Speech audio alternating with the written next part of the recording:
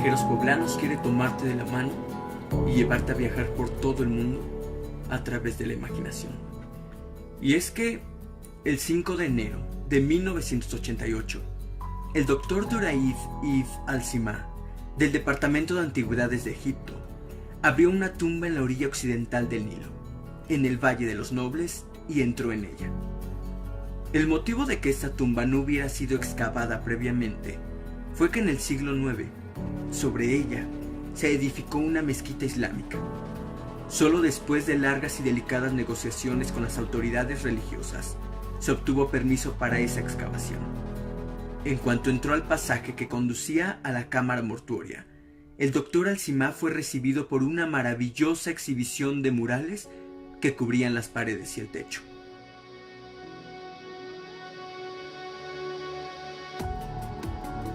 Eran, sin duda, los más elaborados y vivaces que había encontrado en toda una vida dedicada a estudiar monumentos. Me dijo que supo enseguida que acababa de hacer un descubrimiento significativo, porque entre los jeroglíficos de las paredes se destacaba el sello real de una reina egipcia que no había sido previamente registrada.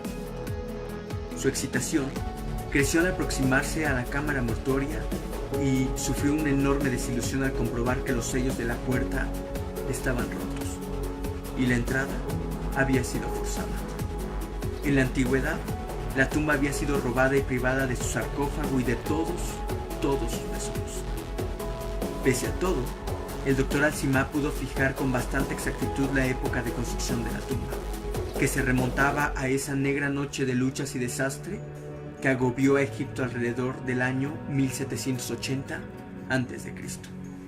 Durante el siglo siguiente, los dos reinos estuvieron en un estado de constante fluctuación.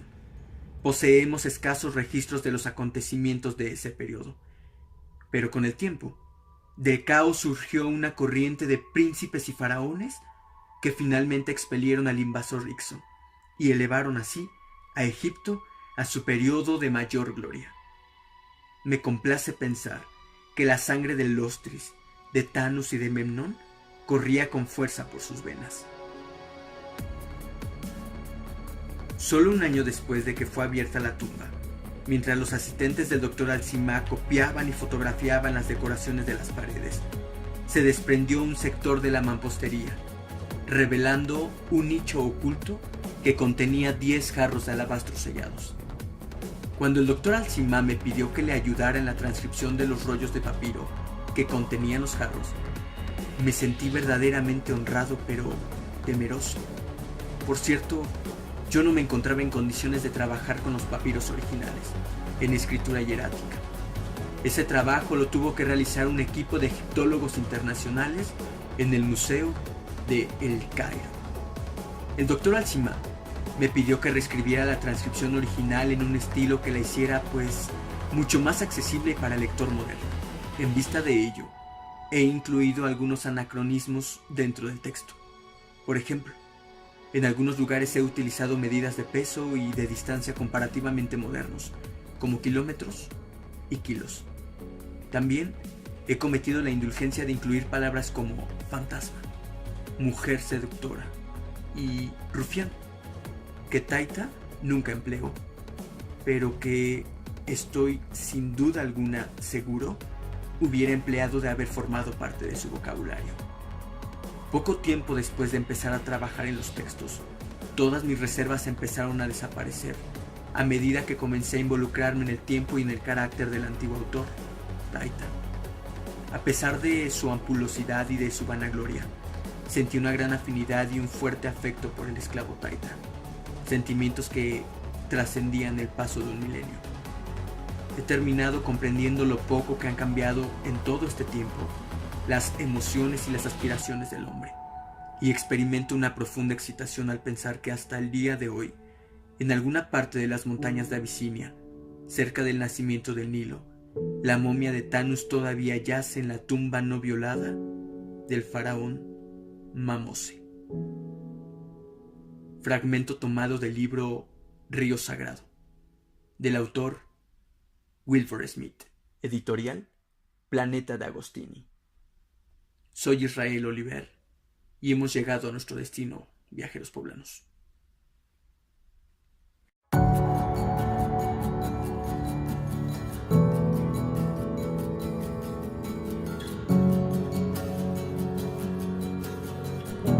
Viajeros Poblanos quiere tomarte de la mano y llevarte a viajar por todo el mundo a través de la imaginación.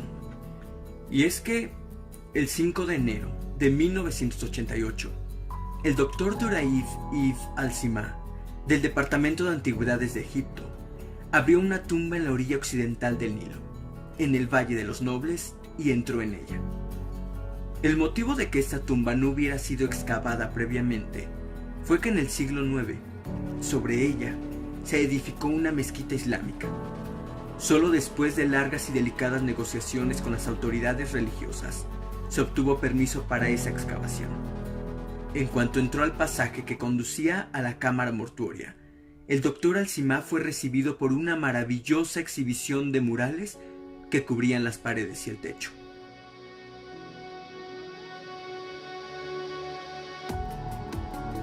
Eran, sin duda, los más elaborados y vivaces que había encontrado en toda una vida dedicada a estudiar monumentos. Me dijo que supo enseguida que acababa de hacer un descubrimiento significativo, porque entre los jeroglíficos de las paredes se destacaba el sello real de una reina egipcia que no había sido previamente registrada. Su excitación creció al aproximarse a la cámara mortuoria y sufrió una enorme desilusión al comprobar que los sellos de la puerta estaban rotos y la entrada había sido forzada. En la antigüedad, la tumba había sido robada y privada de su sarcófago y de todos sus tesoros. Pese a todo, el doctor al-Sima pudo fijar con bastante exactitud la época de construcción de la tumba, que se remontaba a esa negra noche de luchas y desastre que agobió a Egipto alrededor del año 1780 a.C. Durante el siglo siguiente, los dos reinos estuvieron en un estado de constante fluctuación. Poseemos escasos registros de los acontecimientos de ese periodo, pero con el tiempo, del caos surgió una corriente de príncipes y faraones que finalmente expelieron al invasor Ixo y elevaron así a Egipto a su periodo de mayor gloria. Me complace pensar que la sangre de Lostris, de Tanus y de Memnón corría con fuerza por sus venas.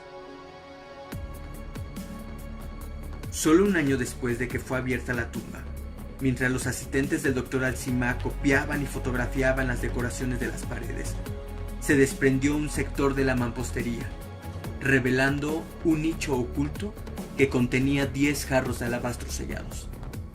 Cuando el doctor al-Sima me pidió que le ayudara en la transcripción de los rollos de papiro que contenían los jarros, me sentí verdaderamente honrado, pero temeroso.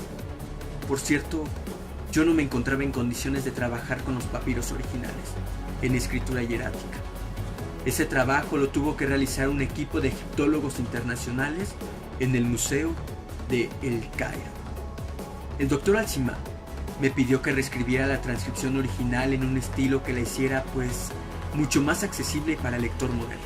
En vista de ello, he incluido algunos anacronismos dentro del texto. Por ejemplo, en algunos lugares he utilizado medidas de peso y de distancia comparativamente modernos, como kilómetros y kilos. También he cometido la indulgencia de incluir palabras como fantasma, mujer seductora y rufián, que Taita nunca empleó, pero que estoy sin duda alguna seguro hubiera empleado de haber formado parte de su vocabulario. Poco tiempo después de empezar a trabajar en los textos, todas mis reservas empezaron a desaparecer a medida que comencé a involucrarme en el tiempo y en el carácter del antiguo autor, Taita. A pesar de su ampulosidad y de su vanagloria, sentí una gran afinidad y un fuerte afecto por el esclavo Taita, sentimientos que trascendían el paso de un milenio. He terminado comprendiendo lo poco que han cambiado en todo este tiempo las emociones y las aspiraciones del hombre, y experimento una profunda excitación al pensar que hasta el día de hoy, en alguna parte de las montañas de Abisinia, cerca del nacimiento del Nilo, la momia de Tanus todavía yace en la tumba no violada del faraón Mamose.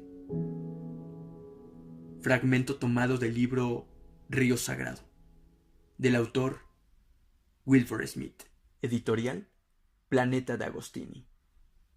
Soy Israel Oliver y hemos llegado a nuestro destino, viajeros poblanos.